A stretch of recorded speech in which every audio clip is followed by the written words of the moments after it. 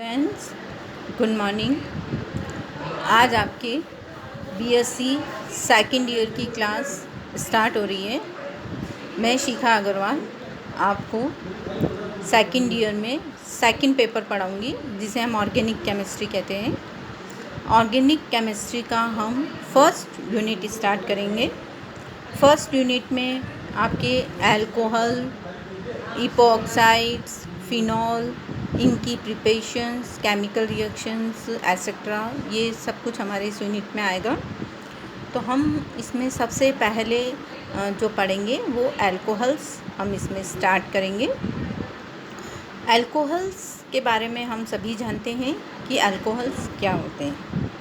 ऐसे कंपाउंड्स जिनमें functional group OH होता है, जो कि कार्बन परमाणु से जुड़ा होता है, वो हमारे अल्कोहलिक ग्रुप कहलाते हैं। ये हमारे एलिफेटिक कंपाउंड्स में होता है, इसे हम अल्कोहल समूह कहते हैं। यहाँ पर हम अनसैचुरेटेड अल्कोहल्स की स्टडी करेंगे। अनसैचुरेटेड अल्कोहल्स का मतलब होता है असंतृप्त अल्कोहल। असंतृप्त अल्कोहल में जो कार्बन चेन होती है उसमें द्विबंध और त्रिबंध उपस्थित होते हैं और उसमें आगे किसी भी कार्बन से OH समूह जुड़ा होता है, उसे हम असंतृप्त अल्कोहल कहते हैं। असंतृप्त अल्कोहल या अनसैचुरेटेड अल्कोहल्स जो होते हैं वो 3 प्रकार के होते हैं। फर्स्ट है हमारा जिनमें OH समूह जो है वो कार्बन परमाणु से जुड़ा होता है और द्विबंध या त्रिबंध द्वारा दूसरे कार्बन परमाणु से जुड़ा रहता है। एक ही कार्बन परमाणु से एक तरफ OH समूह होता है और दूसरी तरफ जो होता है वो डबल बॉन्ड या ट्रिपल बॉन्ड प्रेजेंट होता है। जैसे इसका हमारा एग्जाम्पल है वाइनिल अल्कोहल। वाइनिल अल्कोहल का फॉर्मूला होता है CH2 डबल बॉन्ड CHOH। इसी तरह से हमारा एसीटल्डिहाइड, इथेनॉल, ये जो होते हैं ये अस्थायी अल्कोहल होते हैं, क्योंकि इनमें OH और डबल बॉन्ड एक साथ स्थायी नहीं रह पाते हैं। दूसरी प्रकार का हमारा जो अनसैचुरेटेड अल्कोहल होता है उसमें OH ग्रुप जो है वो जिस कार्बन परमाणु से जुड़ा होता है उस कार्बन परमाणु से जुड़े कार्बन परमाणु पर डबल या ट्रिपल बॉन्ड प्रेजेंट होते हैं। मतलब OH और डबल बॉन्ड जो होते हैं वो आइसोलेटेड फॉर्म में होते हैं। जैसे हमारा एलिल अल्कोहल जो हमारा यहाँ पर फर्स्ट एग्जांपल है, जिसे हमने प्रोपीन 1-ऑल जो कि इसका IPC नेम है, और एलिल अल्कोहल जो है वो इसका कॉमन नेम है जो हमने इसमें बता रखा है। इसका फॉर्मूला है हमारा CH2 डबल बॉन्ड CH2OH। ठीक है। नेक्स्ट हमारा जो अनसैचुरेटेड अल्कोहल है उसमें OH ग्रुप और जो मल्टीपल बॉन्ड्स होते हैं वो आइसोलेटेड फॉर्म में होते हैं। इनमें जो अनसैचुरेटेड बॉन्ड होता है वो किसी भी पोजीशन पर प्रेजेंट हो सकता है। जैसे हमारा फर्स्ट एग्जांपल हमने लिख रखा है 3-पेंटीन 1-ऑल। इसी तरह से हमारा ये 3-ब्यूटीन 1-ऑल भी हो सकता है। तो हमारे जो अनसैचुरेटेड अल्कोहल्स होते हैं वो डिफरेंट टाइप्स के होते हैं। अब हम इसमें सबसे पहले स्टडी करेंगे एलिल अल्कोहल की। एलिल अल्कोहल का फॉर्मूला होता है CH2 डबल बॉन्ड CH2OH। हम इसकी मेथड ऑफ प्रिपरेशन करते हैं। इसे हम प्रोपीन से बनाते हैं। सबसे पहले प्रोपीन से हम इसे बनाएंगे। हायर टेम्परेचर पर प्रोपीन की क्लोरीन के साथ अभिक्रिया कराई जाती है और फिर उसका हाइड्रोलाइसिस कराया जाता है। देखिए ये हमारी केमिकल रिएक्शन है, इसे हम देखते हैं। प्रोपीन की क्लोरीन के साथ हम हाई टेम्परेचर पर जैसे कि 500 डिग्री सेंटीग्रेड पर इसकी अभिक्रिया कराते हैं, तो इसमें अल्फ़ा पोजीशन पर Cl ग्रुप जुड़ जाता है और HCl बाहर निकल जाता है। इसे हम बोलते हैं एलिल क्लोराइड। एलिल क्लोराइड का हाइड्रोलाइसिस कराते हैं NaOH की प्रेजेंस में 150 डिग्री सेंटीग्रेड पर। तो इसमें Cl ग्रुप जो है वो OH ग्रुप से सब्स्टिट्यूट हो जाता है और इसमें एलिल अल्कोहल बनता है और NaCl इसमें बाहर निकल जाता है। नेक्स्ट इसकी मेथड ऑफ प्रिपरेशन है ग्लिसरॉल से। ग्लिसरॉल की हम ऑक्जेलिक एसिड के साथ 230 डिग्री सेंटीग्रेड पर रिएक्शन करवाते हैं, जिससे हमें डिफरेंट स्टेप से होता हुआ एलिल अल्कोहल हमें इसमें मिलता है।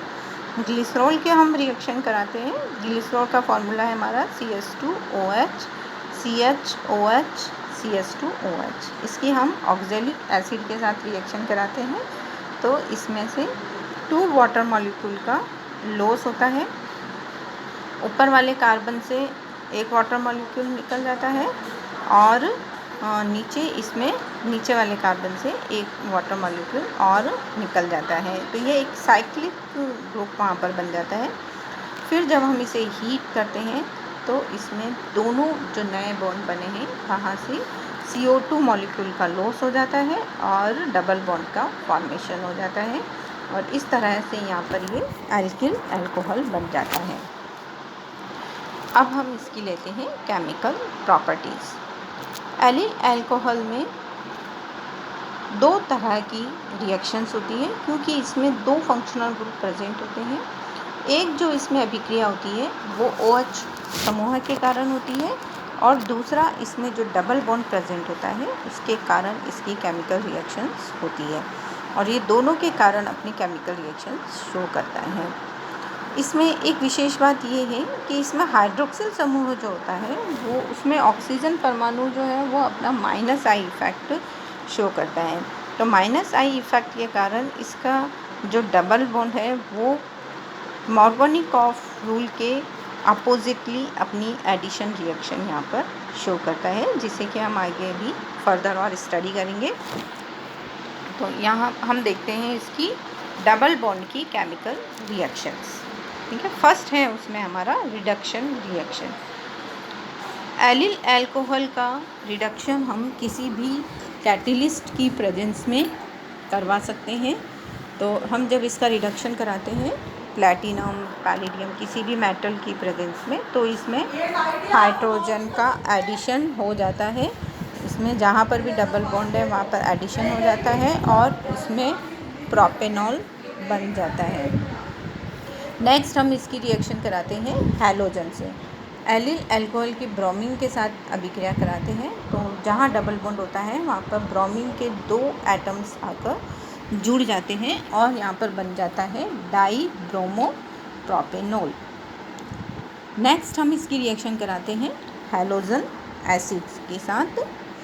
जब हम इसकी हैलोजन एसिड जैसे कि HBr, HOCl से एल्किल अल्कोहल की एडिशन रिएक्शन कराते हैं तो ये मार्कोनिकॉफ के विपरीत एंटी मार्कोनिकॉफ रूल के अकॉर्डिंग एडिशन रिएक्शन देता है। देखिए इसमें हम एंटी मार्कोनिकॉफ के अकॉर्डिंग इसमें हाइड्रोजन वहाँ ऐड होगी जहाँ की हाइड्रोजन कम होती है। तो यहाँ पर HBr की हाइड्रोजन CH की पोजीशन पर और Br जो है वो CH2 की पोजीशन पर जुड़ जाती है और इसमें 3 ब्रोमो प्रोपेनॉल बन जाता है। ये एंटी मार्कोनिकॉफ के अकॉर्डिंग ऐड होता है। नेक्स्ट हम जैसे इसमें HOCl का एडिशन कराते हैं तो HOCl में भी इसमें इसी तरह का एडिशन होता है। इसमें CH2 CH की पर Cl जो कि पॉजिटिव एलिमेंट है और CH2 पर OH ग्रुप इसमें ऐड हो जाता है। इसकी नेक्स्ट रिएक्शन हम कराते हैं हाइड्रोक्सिलेशन। एलिल अल्कोहल की बेसिक KMnO4 के साथ अभिक्रिया कराने पर इसमें ग्लिसरॉल बन जाता है। इसमें हम क्षारीय KMnO4 के साथ इसके अभिक्रिया कराते हैं तो इसमें OH का एडिशन हो जाता है और इसमें ग्लिसरॉल का फॉर्मेशन होता है।